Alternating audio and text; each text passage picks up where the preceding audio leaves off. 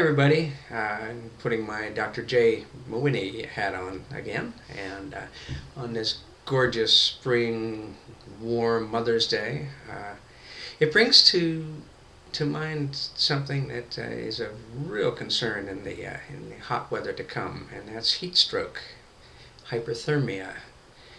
And we see way too many cases of it in the ER. I'll tell you, it's way too many.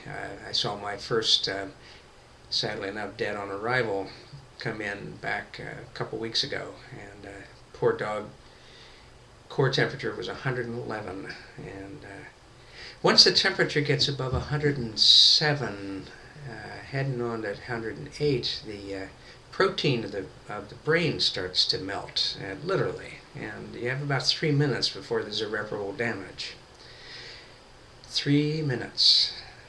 We see so many of these dogs with severe permanent brain damage. We try to fight the DIC, which is a clotting problem that happens from the huge stress on the body and the temperature regulations and fluid loss and dehydration, and don't even know for about 12 hours if we're going to win the battle. But prevention is so important. My practice was in Southern California, yeah, but it was in San Diego coastal for 21 years, and most of my clients had dogs that stayed indoors except to go out and go to the bathroom through the dog door or someone letting them out.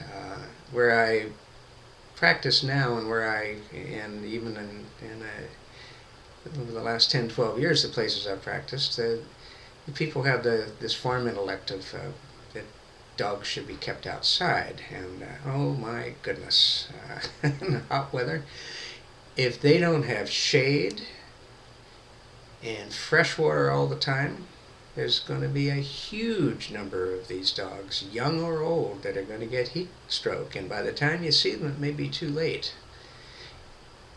They're best inside with a fan or an air conditioner, but I'll tell you, if it's going to be outside, make sure there's plenty of shade out there for the dog to hide under. Now, I'm not talking about a closed garage that's hot. I mean shade trees or awnings and things like this. It's really important. And fresh water. If they're out of water in a hot day, they can get dangerously hyperthermic within hours, and I'm not even talking about this horrible mess that people leaving dogs and even children in cars while they're going into the stores to buy something, and I'm just going to be gone for 30 seconds. Well, how about if there's a big line? It takes about 10 minutes for that car to get to about 120 degrees, and that will kill them. It's bad. It's really nasty. Please be careful in this hot weather. Enjoy it.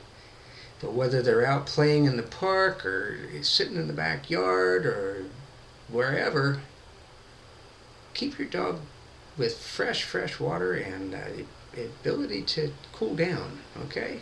Love your dogs. All they ask for is love. They really don't ask for much in return. Just a nice pat on the head and food and proper shelter. Y'all have a good day.